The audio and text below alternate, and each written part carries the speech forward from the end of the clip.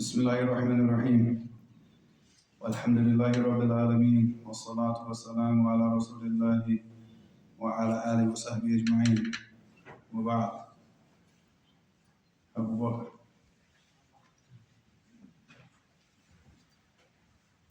عن ابي هريره رضي الله عنه عن النبي صلى الله عليه وسلم قال: بادروا بالاعمال فتنا كقطع الليل المظلم يصبح الرجل مؤمنا ويمسي كافرا ويمسي مؤمنا ويصبح كافرا يبيع دينه بعرض من الدنيا. رواه مسلم. Yusuf, keep me those Subway cookies, man. See if they help you out, huh? Go ahead.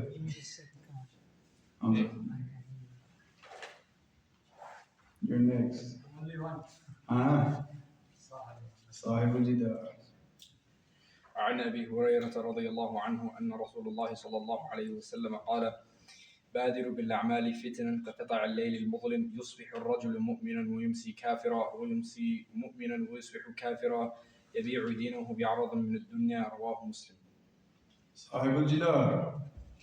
عن ابي هريره رضي الله عنه قال قال رسول الله صلى الله عليه وسلم: بادروا بالاعمال فتنا كقطع الليل المظلم يصبح الرجل كافرا ويمسي مؤمنا ويمسي كافرا ويصبح مؤمنا ويمسي كافرا ويمسي مؤمنا يبيع يمسي مؤمنا ويصبح كافرا يبيع دينه بعرض من الدنيا. رواه مسلم. Very good. No facial tonight. Look, he's praying too. I think that everyone. عن ابي هريره رضي الله عنه ان رسول الله صلى الله عليه وسلم قال: بادروا بالاعمال فتنا كقطع الليل المظلم يصبح الرجل مؤمنا ويمسي كافرا ويمسي مؤمنا ويصبح كافرا يبيع دينه في عرض من الدنيا. رواه مسلم. Very good. عبد الرحيم. I could what you said. Huh?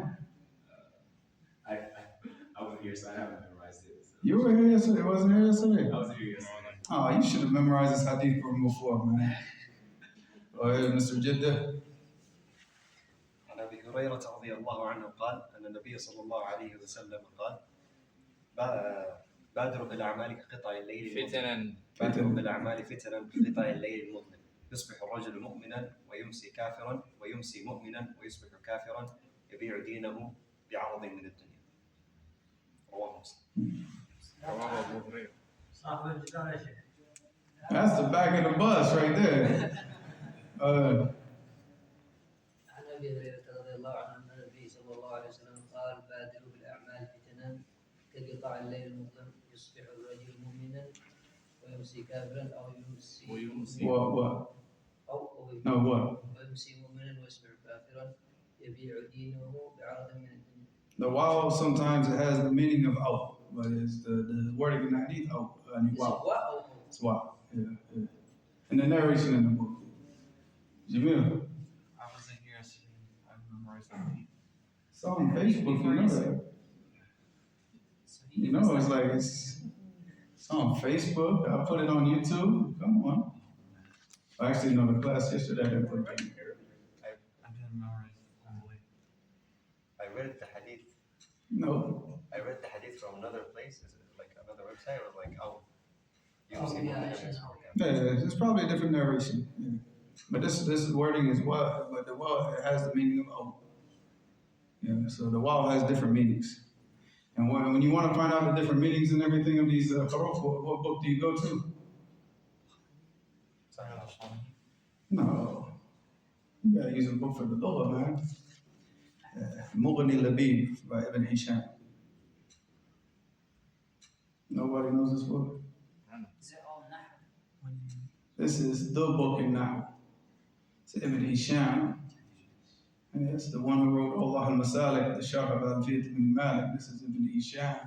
The one who wrote Qatar al-Nada and then wrote the Sharh of, Qatar al-Nada. This Imam in the Lugha, Ibn Hisham. When he wrote a book, it's called Mughni Labib. You can go check and you see the different different meanings, and how the words, how the different, different huruf, how they're used. All right, Hadith number 21. Continuing where we left off yesterday. Things are going to get worse. Be patient. You know how the people, they always say, oh, don't worry. Things are going to get better. Yes. They lied to you. They lied to you. Things are never going to get better. And this is what we're going to see in the Hadith. All right, and Zubair ibn Adi. رضي الله عنه. قال أنس رحمه الله. قال أتينا أنس بن مالك فشكونا إليه ما نلقى من الحجاج فقال اصبروا فإنه لا يأتي عليكم زمان إلا والذي بعده شر منه حتى تلقوا ربكم سمعته من نبيكم صلى الله عليه وسلم. So here is Zubair ibn Adi, and there was a group of people. They went to Anas ibn Malik because they wanted to fight against Al-Hajjaj. They wanted to make khuruj on him because Al-Hajjaj was the mufsid fil ard. Who knows about Al-Hajjaj, the ruler? Tell some stories, tell something. What do you know about him? He used to teach Quran. Did he kill everybody after the khutbah? Yeah, he always started cutting off his son. He killed the Sahabi at the Kaaba. سعيد بن جبير. Sa'id ibn Jubair, yes. يعني حفاظ القرآن. He would kill you for making a mistake in the Arabic language. Oh, yeah. And so one time there was a guy in his court and he used the word. And Al-Hajjaj asked him, he said, where did you get this word from? There's a word in the Arabic language. He said, I heard it from the Bedouins. He said, you know, so he went out and he went to all the different qura looking for somebody to, yunshid hada shir, just this one bait from bait to shir with this word in it. So he said, finally, I came across the man, a Bedouin. He had his camels and he was walking, he was reciting poetry. And he said that bait. So I ran to him and I said, say it again. And he said it again. And I said, I got it. So he memorized it and he was running back to Al-Hajjaj. And when he was running back to Al-Hajjaj to tell him, a messenger came to him and said, Al-Hajjaj died. And he said, Wallahi, I don't know what I was happier about that day. Was I happier about finding the poem, or was I happier about finding out that Hajjaj was dead? Just because he knew he might go back and tell him the poem and he still might get punished. So he was still scared to even go back, but then he found out he was dead. So just for even a word in the Arabic language, he would kill a person. So this is what I want you to understand now. This is Al-Hajjaj. There's a person right now, we look at all the rulers, we see oppression throughout the land. But do we see somebody like Al-Hajjaj right now? No. In the Muslim world? No. Forget the Kuffar, we don't care about the Kuffar. No. In the Muslim world, you got all the Muslim countries, Yemen, Saudi, Indonesia, Pakistan, all these Muslim countries. Do we have anybody like Al-Hajjaj? No. Hajjaj, no. There's a lot of people like Al-Hajjaj. Not even. It's worse. No. If you look at Bashar al-Assad, what he did in Syria, that's worse. I said from the Muslims. He's still like, he's from the Alaween, he's from the Bataniyin. Wallahi huwa akfar min al-Yahud wa Nasara. So, he's from the Alaween, they're Bataniyin. He is nothing, the deen is over there and he's over there. From the Sunnah. Yeah, from amongst just the Muslim countries. They don't have, even the Sufis or whatever. We don't see anybody like to this level of oppression where it's like you make a mistake and he'll kill you right in front of the people. It's not happening today. So the point is like, number one, we don't have, people hear like little small things, they want to run and protest and say, Sha'iri, it's called the Nizam and all this type of foolishness that we saw in Afi. Wallahi, the stuff that we have to be patient with is nothing compared. Our thing that we have to be patient with right now is not the rulers. It's the dunya, because the dunya is destroying the people. And the rulers are just like, they see that the people want the dunya, so what are they doing? They're giving it to the people. Like you see what's going on in Saudi now. It's the people that want all these concerts and this stuff, so they just facilitate for it, So it's the dunya that's messing the people up. It's not like what you see from in the past. So like we have, well, number one, we have nothing to complain about. Like right now, you can go in Yemen, right now, maybe not in Sana'a, but you can go in Aden, you can go to Mukalla, you can go to Yafir, Abiyan, or any of these places, right? And you can teach Islam. The government will not bother you, right? Maybe not in Sardinia, you have to have permission, but they'll give you permission and you can teach wherever you want, right? So, and there's a lot of countries, like a lot of Muslim countries in Africa, maybe not Maghreb, not so much. Maghreb, you can teach there, but you have to teach the Maliki fiqh. They're going to make you teach their method. But I mean, we have a lot more freedom than the people in the past. I mean, you look at like what Imam Ahmed went through, you look at what Shaykh al-Islam ibn Taymiyyah went through, you know, so I mean, what we have to go through nowadays with life, we're just a bunch of babies. A little small little thing, and we want to go out to the street and protest and shout your leaders, thought in Nidam and all this type of foolishness, you know. So a long time, but now look what they went through. And look at the advice that Anas ibn Malik gave. When they came to him and they were asking him, they were complaining about Hajjaj. They weren't complaining like, oh, we're tired of this. They wanted to fight against him. They were coming to Anas ibn Malik to do what? Yeah, they wanted to make khuruj and they wanted to see if they could get permission. He's a Sahabi. So what did he say? He said, فَشَكَوْنَا إِلَيْهِ. When we complained to him, مَا نَلْقَى مِنَ الْحَجَّاجِ, all the stuff that we're facing from Al-Hajjaj. فَقَالَ إِسْبِرُوا. He said, إِسْبِرُوا. And we talked about sabr from before, right? The sabr in the Arabic language means what? Habs. It means habs. And what does habs mean in English? Capture. Yeah, like to capture, hold, like lock something down. All right. So what is it? It's habs and nafs, right? It's controlling yourself and holding back your desires and your emotions and everything, and just stand up for the truth, right? So we said that we have patience for three things. Now, what are they? الصبر على طاعة الله، الصبر عن معصية الله، الصبر على أقدار الله المؤلمة. Very good. So the first one is sabr ala ta'atillah. All right, first we need patience to carry out the things that we're commanded to do. Obedience to Allah subhanahu wa ta'ala requires patience. You want to get in the masjid, you want to pray in the masjid, you want to fast in Ramadan, you want to go on a Hajj, you want to read Quran every day, you have to discipline yourself and you have to be, your desires are going to be calling you to do something different, but you have to like what? That habs and nafs. You got to hold yourself and make yourself do the things that you know that you have to do because this is in your benefit. And then the second thing is a sabr an ma'asiyatillah. We live in a society of fasad, yeah. Well, you go to Walmart, you go to any souk, or you go to any place and you just, everything's calling you to do what? Fawahish. Not just haram, but it's calling you to fawahish. And we're still in cold. The summertime hasn't even started yet. You understand? So Allah musta'an, like everywhere you go, it's just, you know, you go to the supermarket, you're about to pay. You know, go to Food Max right here, right? You're about to pay. You look right in front of you. What is it? All the alcohol. Yeah, you're going through the aisles and it's just all the half-naked women to, you know, almost barely holding, the clothes are barely holding on for dear life, you know? Allah musta'an.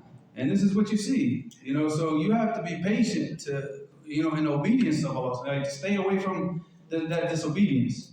As you know, it's calling you, and it's calling you way more. You know, you go out to the streets, you're not hearing dhikrullah, but you're getting that other dawah all day long, Akhi. So now what happens now when you come home? Imagine this now, this is what you do, you go outside, but then you come home, and now you open up social media. What do you think you're gonna find on social media? Open up Facebook, open up Instagram. What do you find there? You find Walmart online. What you saw in Walmart, she's making the video what? Online now, you know, same garbage. So you're just bombarding yourself with a facade all day long. So it's like, and that's why, you know, the first ayah of the khutbah, what was it? No. أَلَمْ يَعْنِ لِلَّذِينَ آمَنُوا أن تخشع قلوبهم لذكر الله وما نزل من الحق ولا يكونوا كالذين من قبل أن طال عليهم العمل فقست قلوبهم وكثير منهم فاسقون. So as the time not come for the people for the believers to, like, you know, for their hearts to start to tremble and, you know, submit to the, you know, to the remembrance of Allah subhanahu wa ta'ala. Because you're just bombarding yourself with fitna out there, then you come home and you're bombarding yourself with fitna. When does your heart get a chance to rest? When are you feeding it the nutrients that it needs? Because your heart, is just like your body. If you just keep feeding it garbage all the time, what's going to happen? You become garbage. You become weak. Your body's tight. You can't do anything. When it comes time, like somebody tries to attack you, you can't even fight. You probably swing and you pull a muscle, because you're so out of shape, right? Your heart also, it needs the nutrients. It needs taqdiyah. But that taqdiyah comes from the Quran, it comes from the Sunnah, it comes from dhikr Allah, it comes from worship. So when are you getting that? If you took the amount of time, like if we did like a chart, right? Of the amount of time that you're getting that dawah ila al-fasad, and the amount of time that you actually sit down with khair, what do you think that chart's going to look like? Way up here is going to be the fasad. And if you're a person who comes to the masjid and sits in these durus every once in a while, way down here is going to be the amount of khair that's getting into your heart. So what's going to happen over time? Is that not the rain ala qulub? That nukta to soda, and then you just keep getting that nukta to soda until what happens? Heart becomes completely darkened, right? And that's it. There's no amr bil ma'ruf. There's no ma'ruf. The heart only knows what? Only munkar. And that's what it wants. That's what it desires now. And how many people like that? You see them, no matter how much advice you give them, what? They just go straight to the evil. Their heart, it doesn't accept anything else. It won't accept it.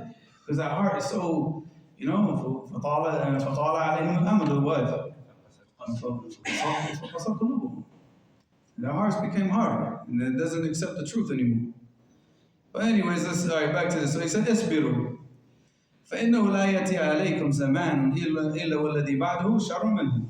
So there will never ever come a time upon the people except for the time after it is what? Worse than the time that came before it. See, you guys, you start to look at the dunya, but if you look at the deen, and we look at the hal of the deen right now, what do we see? That each zaman is getting what? It's worse and worse and worse and worse. And because the Prophet ﷺ said, إِنَّ اللَّهَ لَا يَنْتَزِعُ هَذَا الْأَمْرِ انتزاعا يعني ينتزع من قلوب البشر. He doesn't just snatch it out of he doesn't take the knowledge from the people by snatching it out of their hearts. ولكن what? ولكن يقبض العلم بإيش؟ بقبض العلماء. That he causes the death of the ulama, the people of knowledge. But because the people are so corrupt, they're up here, with the corruption. They're the Walmart generation. They're the Instagram generation. They're not learning the deen. So the ulama, they're not leaving behind a lot of students that are going to teach the people the deen. So what happens now? بقبض العلماء حتى لا يبقي عالما, until he doesn't leave in that area an alim. No, there's nobody to teach the people the deen. فَيَتَّخِذَ النَّاسُ رُؤُوسًا جُهَالًا. So then the people take the ignoramuses, right? The ignorant people, they take them as shuyukh and ulama to teach them because they think that they know because the people are ignorant. فَيَتَّخِذُ النَّاسَ رُؤُوسًا جُهَالًا فَأَفْتَوْا بِغَيْرِ أَمْرٍ. And then they give fatwa, they give rulings and legislation in the deen with no knowledge. فَضَلُّوا وَأَضَلُّوا. So they themselves go astray because they're given the fatwa without knowledge, and then they lead the people astray. And this is the time that we're living in. This is the time we're living in. We have whole areas of Muslims. There's nobody to even teach them their deen right now. This is the time of fitna. This is a serious time of fitna. And if he's talking about like right now, he says what? لا يأتي على ناس زمان إلا والذي بعده شر منه. So it's only going to get what? Worse. It's going to get worse. But you have to be like that qabad al-jamr. The one that's holding on to the hot coals. Because what did the Prophet ﷺ say in the last days? He said, قائم على دينه كقابض على جمرة. Like the person who's standing up and trying to practice his deen in the last days, it's like he's holding on to what? Hot coals. Because you think like, religious people, you think they don't have desires. You think that they don't look at, think that women are beautiful. You see most of the ulama have 4 wives, right? Yeah, most of the ulama. I've not sat with a sheikh that had less than 3. So alhamdulillah, but they control themselves. And they're holding on to that jamr because it's just as difficult for them as it is for you. But what's the difference between them and us? Well, I mean, even if we have, you have brothers in America who like 4 wives and he still goes out and fornicates. It's a sickness in the heart. It's a sickness, and wallah, you can marry as many women as you want, but it's not going to cure that sickness. Tawheed is the cure for that sickness. Living your life trying to understand the Quran and act on the Quran is the only cure for that sickness. You can marry, you can do whatever you want, but you're not curing that sickness. You just covered it up for a small period of time. You understand? So brothers that have that sickness in their hearts, you see 4 wives and he's still acting a fool, still out in the supermarket looking at everything that passes him by. Come on now. So he said, what? اصبروا فإنه لا يأتي عليكم زمان إلا والذي بعده شر منه حتى تلقوا ربكم. And this is going to go on and on like this until you meet your Lord. And ذلك سمعته من نبيكم. So he said that this is what I heard from your Prophet sallallahu alaihi wasallam. So this is no doubt. And this hadith is in Bukhari. So this is what we have to do. And this time we have to be patient. And we talked about this before, as one of the major conditions of being patient is what?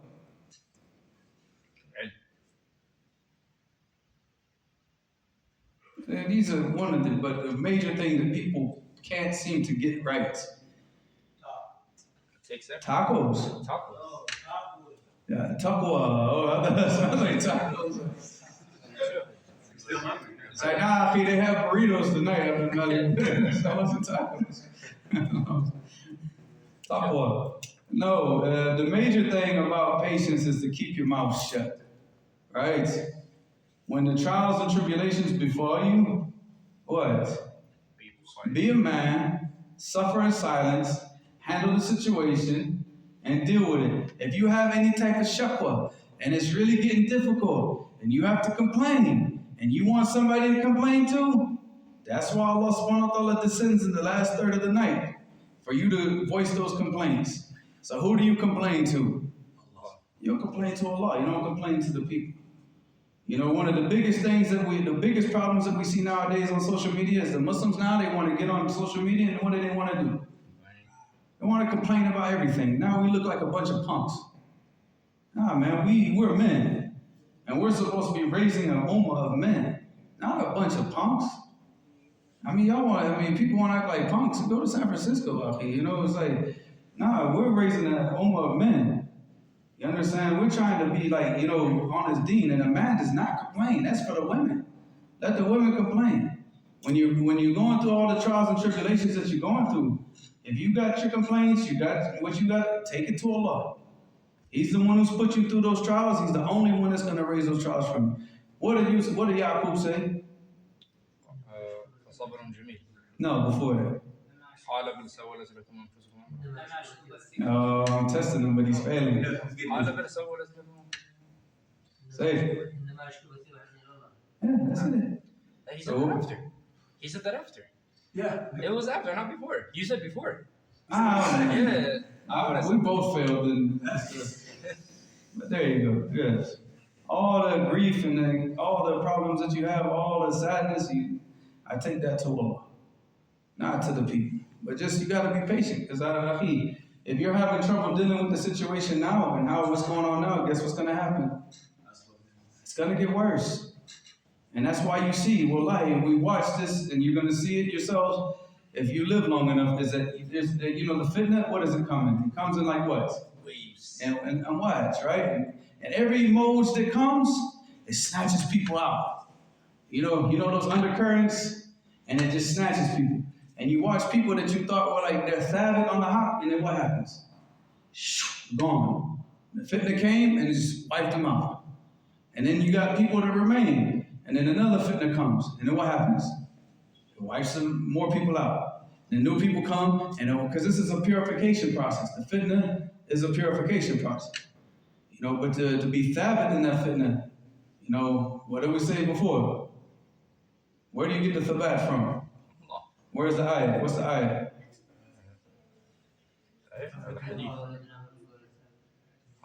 Say it again. Yeah, there you go. That thabat comes from Allah. It comes from Allah. So that's who you seek it from. You seek patience, you gotta complain to Allah. If you seek the thabat, you seek it from Allah. If you're seeking it from the people, and that moj comes, ma'asalama, you gone. You gone. Any questions? Sahib al-Jidar, no questions? All right, subhanakallah wa bihamdika, ashhadu an la ilaha illa anta, astaghfiruka wa atubu ilayk. Who's the title? I guess you, huh? Yes.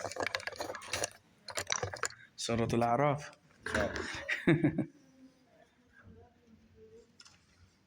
The amount of trying revision I'm doing.